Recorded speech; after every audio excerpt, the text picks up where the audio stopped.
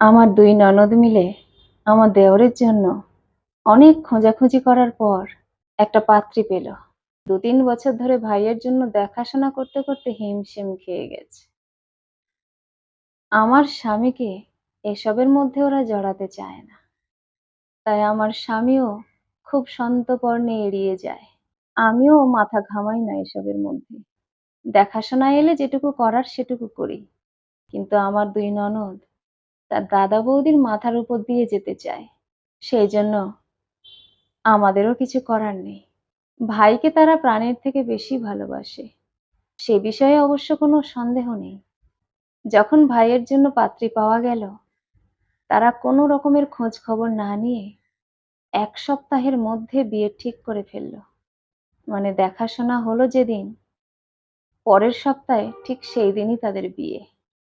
আমরা খুব অবাক হয়েছিলাম। এত তাড়া কেন? বুঝতে পেরেছি, অনেক জায়গা থেকে দেখাশোনা হয়েছে, পছন্দ হয়নি। কেউ, কেউ পছন্দ করেছে, আবার কেউ, কেউ করেনি। যারা পছন্দ করেছে তারা আবার বাড়িতে গিয়ে বলে দিয়েছে, "না, আমরা ওখানে মেয়েকে বিয়ে দেব না।" সব বুঝলাম। কিন্তু মিনিমাম একটা খোঁজ খবর নেওয়ার প্রয়োজন ছিল বলে আমরা অন্তত মনে করি। কিন্তু ভাইয়ের প্রতি তাদের এত ভালোবাসা যে আর তাদের সবুর সইল না। সেই মেয়েটার বিষয়ে কোনো খোঁজ খবর না নিয়ে বিয়ের সব তোড়জোড় করে ফেলল। আমরাও ছিলাম বিয়েতে। একমাত্র দেওর বলে কথা। আর আমি একমাত্র বৌদি। থাকতে তো হবেই। কিন্তু আমার ২ ননদের আচার ব্যবহার আমাদের ভালো লাগে না। বিয়েটা বেশ ধুমধাম করে হলো। এমনকি আমার ২ ননদ বেশ গর্ব করে সকলের কাছে বলেই চলেছে, "দেখো, দেখো কত সুন্দর বউ। এক্কেবারে আমাদের মনের মতো। আমার ভাইটার সঙ্গে দারুণ মানিয়েছে। যাই হোক, ভালো করে সংসার করিস" বলে ভাইয়ের বউকে নির্দেশ দিল। তারপর বিয়ে-টিয়ে হয়ে গেলে যে যার বাড়িতে সেই তার চলে গেল। আসলে আমার স্বামী যেমন চাকরি করে, আমার ২ ননদও ভালো র‍্যাংকের চাকরি করে। তাই দাদাকে খুব একটা পাত্তা দেওয়ার দরকার আছে বলে তারা মনেই করে না। সেইজন্য আমরাও চুপচাপ থাকি। ১ম ১ মাস আমার জা আমাদের সঙ্গে বেশ ভালো ব্যবহার করল। সবকিছু করল। কিন্তু তারপর থেকে আস্তে, আস্তে যেন দেখলাম তার মনটা যেন অন্যরকম হয়ে গেল। আমার দেওরের সঙ্গে কিছু না কিছু নিয়ে দেখি টুকটাক অশান্তি শুরু হয়ে গেল। মাত্র মাসখানেক বা মাস ২ হয়েছে। সেইরকম অবস্থায় ঝগড়া করতে আমি তো অন্তত কাউকে দেখিনি। এরকমভাবে বেশ ৬ মাস ১ বছর কেটে গেল। আস্তে, আস্তে তাদের অন্তর্দ্বন্দ্ব প্রকাশ্যে চলে এলো। পরে জানা গেল মেয়েটার বাবার নাকি ২ টো বিয়ে ছিল। আবার মেয়েটার দিদির নাকি খারাপ রিপোর্ট রয়েছে। সেটা আস্তে, আস্তে জানতে পারলাম। আর আমার যে জা হয়েছে তারও নাকি গুণ বস্তা ভর্তি।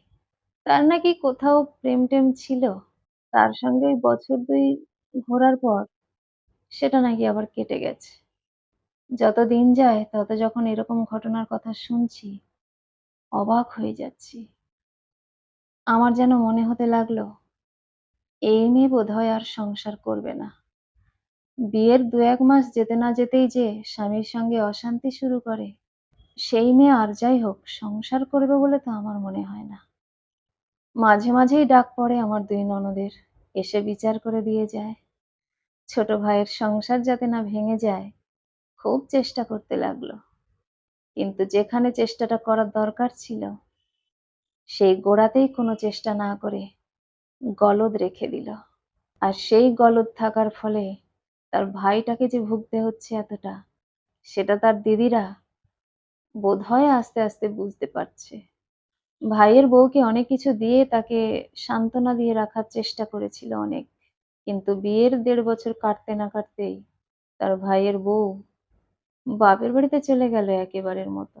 সে আর নাকি সংসার করবেই না। তার ভাইয়ের সংসারটা ভেঙে গেল। সেদিন আমার শাশুড়ি মাকে বললাম, "মা, যেকোনো বিয়ের দেখাশোনাটা ভালোভাবে করা দরকার মা। এ তো প্রেম নয় যে যার সঙ্গে প্রেম করলো তার সঙ্গে বিয়ে দিল। এটা তো দেখাশোনা করে বিয়ে। মাত্র ১ সপ্তাহের মধ্যে দেখাশোনা করে বিয়ে ঠিক করে নেওয়াটা আপনার মতে কি ঠিক ছিল?" আমার শাশুড়ি মা কাঁদতে লাগলো আর বলতে লাগলো, "আমার ছোট ছেলে, আমার বুকের মানিক, আমার কত আদরের। তার সংসারটা এইভাবে ছারখার হয়ে গেল। সে তো তার দিদিদের দেখা মেয়ের সঙ্গেই সংসারটা ভালোভাবে করতে চেয়েছিল। পারলে তো সে নিজে দেখে নিতে পারত, এত সুন্দর একটা ছেলে। সেখানে দিদিদের উপর ভরসা করে আমার মনে হয় অনেক বড় ভুল করে ফেলেছে আমার ছেলেটা।" আমি বললাম, "আপনি কি আপনার মেয়েদেরকে বলেছিলেন একবারও? বাধা দিয়েছিলেন? এরকমভাবে তাড়াহুড়ো না করতে কি বলেছিলেন?" আমার শাশুড়ি মা বলল, "আসলে আমি কি বলবো মা? ওরা বড় হয়েছে, ওরা জানে বোঝে, ভাইয়ের ভালো চায়, ভাইকে খুব ভালোবাসে। ওরা যেটা ঠিক করবে সেটার মধ্যে কোনো ভুল থাকতে পারে বলে তো আমার মনে হয়নি।" আমি বললাম, "এটা হচ্ছে অন্ধবিশ্বাস মা, যেটার ফল আপনি পেয়েছেন। মাথার উপরে দাদা থাকতে দাদাকে একবারও এর মধ্যে ডাকেনি। নিজেরা ভালো চাকরি করে বলে দাদার মাথার উপর দিয়ে যাওয়ার চেষ্টা করেছে। দাদাকে কি একবারও বলেছিল, 'দাদা চল, ভাইয়ের জন্য ওই মেয়েটা দেখেছে, একবার দেখে আসি, একবার খোঁজ খবর নিই?' আমার শাশুড়ি মা নিজেই বললেন, ভাইকে অন্ধের মতো ভালোবাসতে গিয়ে ভাইয়ের জীবনটাই শেষ করে দিল দুটো দিদি। এছাড়া আমার আর কিচ্ছু বলার নেই মা।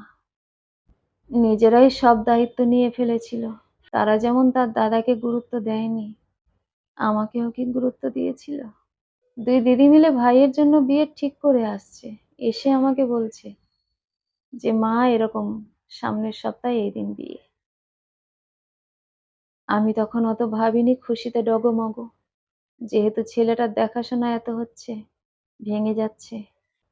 যেহেতু সে ভালো চাকরি করে না, সেহেতু কোনো মেয়ের বাবা মেয়ে দিতে চাইছে না। এখানে বিয়ে ঠিক হলো মানে আমার কাছে তো খুব খুশির খবর। সেইজন্য এত ভাবিনি। তবে মনে হয়েছিল একটুখানির জন্য যে ওরা বিয়ে ঠিক করে এলো। একবার খোঁজ নিলে বোধহয় ভালো হতো। বলেও ছিলাম তোমার ছোট ননদকে। কিন্তু ও তো বলল, "মা এত খোঁজ খবর নেওয়ার কোনো দরকার নেই। যত বেশি খোঁজ খবর নেবে তত বেশি খারাপ হবে। কত তো দেখাশোনা করে খোঁজ খবর নিয়ে মেয়েদের বিয়ে দেয়। সবাই কি সুখী হয়? এখনকার মেয়েরা চাকরি করে। তাদের মুখের উপর আর কি বলতে পারি মা?" আমার শাশুড়ি মায়ের কথা শুনে আমার একটা জিনিসই উপলব্ধি হলো। যেটা আমার শাশুড়ি মা তখন কথায়, কথায় বলে ফেলেছিল। ভাইকে এত ভালোবাসে যে সেই ভালোবাসার প্রমাণ দিতে গিয়ে ভাইয়ের জীবনটাই শেষ করে দিল। সব ছেলেরা তো আর এটা ভাবে না। একটা গেছে তো কি হয়েছে? আবার বিয়ে করব। আমার দেওর কিন্তু তেমন মানুষ নয়। কলমে ও কণ্ঠে সোমা।